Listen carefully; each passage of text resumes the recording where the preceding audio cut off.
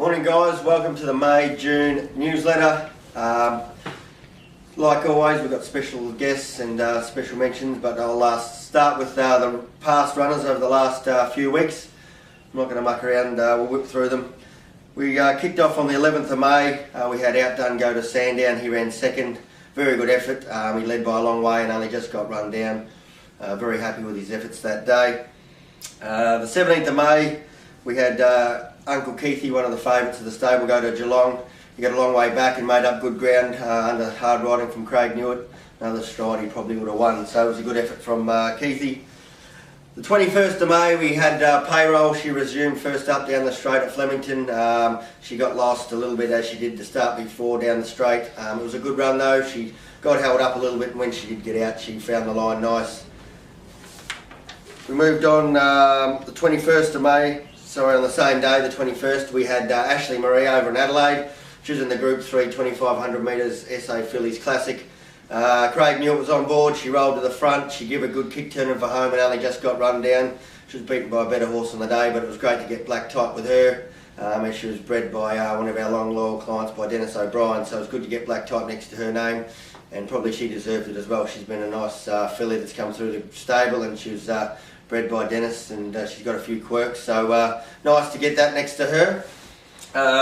Then with 25th of May on the Wednesday, we had G1 Express, went down to Sale.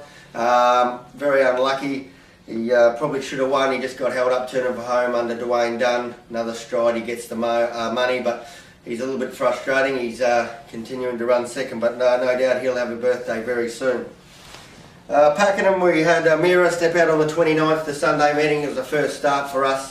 She come from another stable. Clients Kevin and Julie Taylor from New Zealand sent her to us to train, so it was great to get a result for her first up. It was a nice win too. She was ridden by Ben Mellon.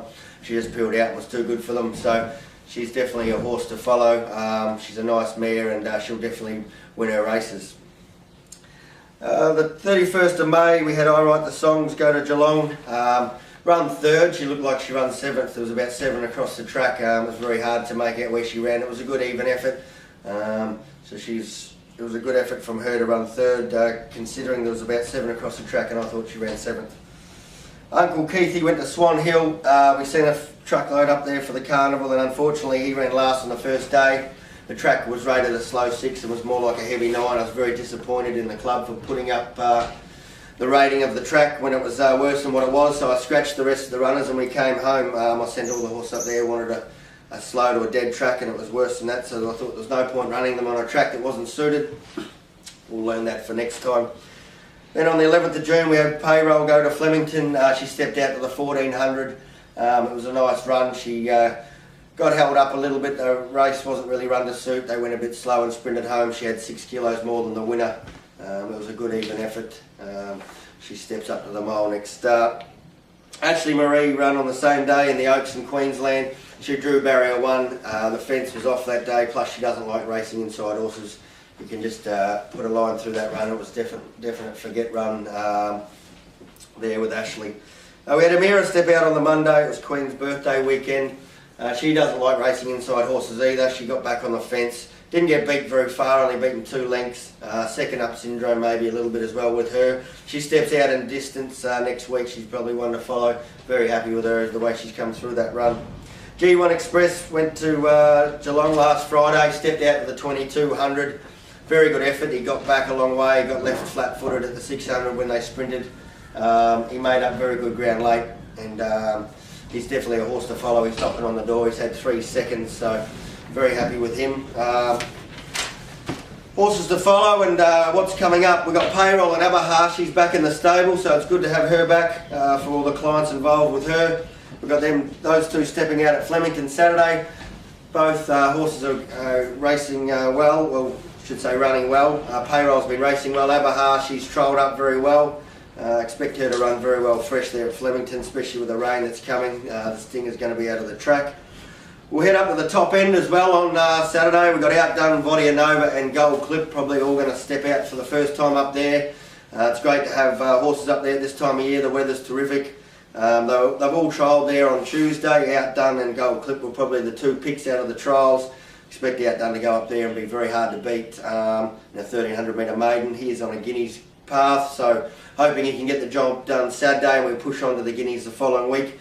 Gold Clip, he'll be just in a low rated ratings race. His trial was very impressive also, so for anyone that's looking for a little punt on the weekend, I'd be pushing towards my 2 at Flemington or Outdone and Gold Clip. Following week we got Wednesday, we've got Amira and Refectory heading to Sandown. They'll both be in their both respected races. I think you'll see a different result with Amira stepping out in distance, and Refectory, well, he's a typical English horse. He's a hard horse to get a hold of. He's been doing everything wrong, so I've changed a lot of things up in his work, and I'm hoping to see a different result with him. Following weekend, I'm hoping to have Outdone and Vodianova in the Darwin Guineas. Probably also that day we'll have Waving, Trancing and Dugan stepping out up there. Dugan has adapted to the track and terrific up there, so I expect him to go up there and be very competitive. Righto, it's time for my special guest. We'll invite James O'Brien to join me from Lauriston's. Welcome, James. G'day, thanks Richard. No worries. So for everyone just want to put a face to the name, you'll see on your bill a lot of the times my horses go down to Lauriston's Thoroughbreds, which is a nice farm about 40 k's away. They're on the water, probably 20 minutes shy of Phillip Island. Beautiful property. I like to send a lot of my horses that have raced down there. It's a good freshen up for them. We've got the beach. James, just tell everyone a bit about the property and what you guys do. Yes, sure. We established the property originally as a private training facility, but now that we're focusing more on the breeding side of things, we're leaving that now for pre-training only and breaking in. So and also preparing yearlings for sales. So it's an established property, and we do have some. Yeah, as you mentioned, the beach is fantastic access to. We can do full gallops down that beach, and also the water rehab. So it's just a. Yeah, that's right, absolutely. As we're just saying to the boys before, Meridian Star and a couple other fillies had their first trials down there. It's a very good property, and I like to use it as a tool mainly to get them off this property and off my stables on course. It freshens them up mentally, and it's good for their legs. Yeah, no, it's terrific, and we've got a great team down there who look after them. So yeah, absolutely, yeah. Just a couple of questions. Gold Edition and Ice Chariot, probably the best horses you guys have had. Yeah, definitely. Gold Edition was just crazy time for us. It's outstanding, yeah. Yeah, and then Ice Chariot, won the Queensland Derby. So he's retired on the farm there, so he gets around in his paddock, and he's a boss of his paddock. I've seen him down there. Also, you breed a lot. I've just had a look. You've had a lot of winners there come out of the farm. Yes, no, we're really enjoying the success on the racetrack from the horses that we've bred, so that's going really well. Good to see General Truce bounce back last Saturday at Flemington too. Yeah, that was a big buzz. Yeah, that was a great buzz. Would have been, yeah.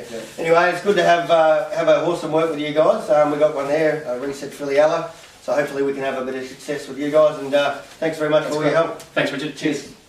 All right, guys, just wrap it up quickly. Just a quick cheerio to Adam Warren. He gave me this present for winning with Sly Romance in the Staying Series. This is a battery operated warm jacket, I should say.